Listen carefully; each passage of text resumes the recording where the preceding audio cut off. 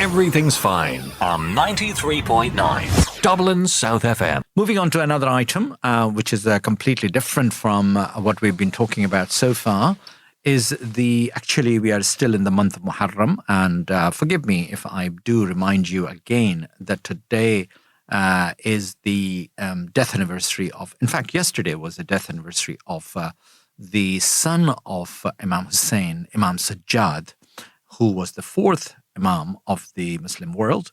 He's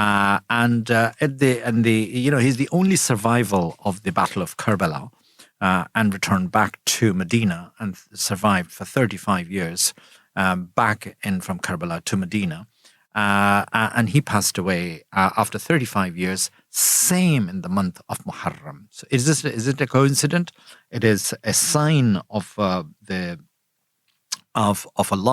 that the God that who has also taken away a beautiful soul of Imam Sajjad, who's been poisoned by the current ruler, Hisham Abdul Malik. So that's what happens on the 25th of Muharram. Muharram is at the tail end, and another week is left, and after that the month of Safar will start, and the people are gathering right now for the month of Safar, which is the Arba'in, the festival, not festival, but the gathering of Arba'in. Arba'in is the tradition of walking from Najaf to Karbala. Millions, 25 millions, 30 millions every year go there from all over the world to walk. And during this walk, it's a pilgrimage walk from Najaf, which is the holy shrine of Imam Ali, to Karbala, which is the holy shrine of Imam Hussein and Abul Fazl al-Abbas. So the people are going from here, from all over the world, from India, Pakistan, you name it. People are traveling all over the world for this epic journey of epic walk. So if you really want to know a bit about it, just Google it, Arba'in walk, that is Arbeen, and you'll see what it's like. Millions of people get free food, free shelter, free stay. Not only that, their feet are massaged, their showers have been given. So all you have to do is just take a ticket and go. You don't need a bag, you don't need a clothing, you don't need anything. A couple of clothing would be fine. Apart from that, you don't need anything. Everything is provided free of cost. And that itself is a miracle of this Arba'in walk. In that sense, who was Imam Sajjad? What he did, and I'm going to talk about it a little bit before I play this track, which is all about him as well.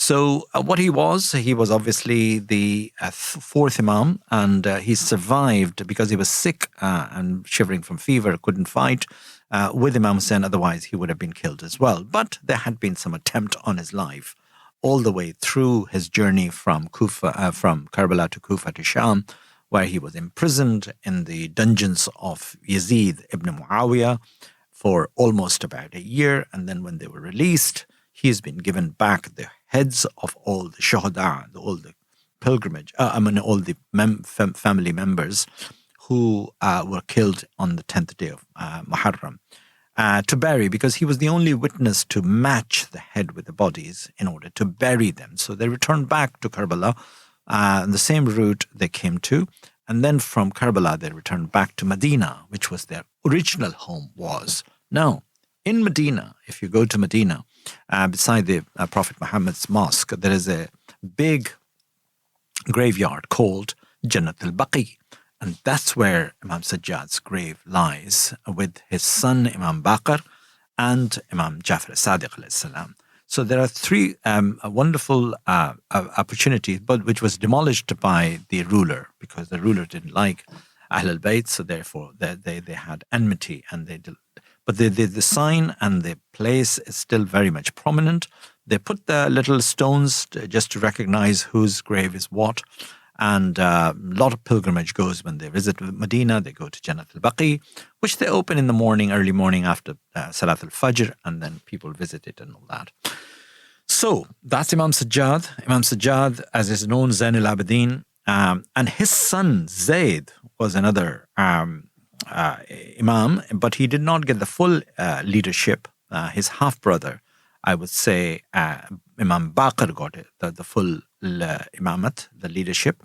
But Zaid also rose up against the ruler, and Zaid actually created the lineage of people like myself, Zaidi.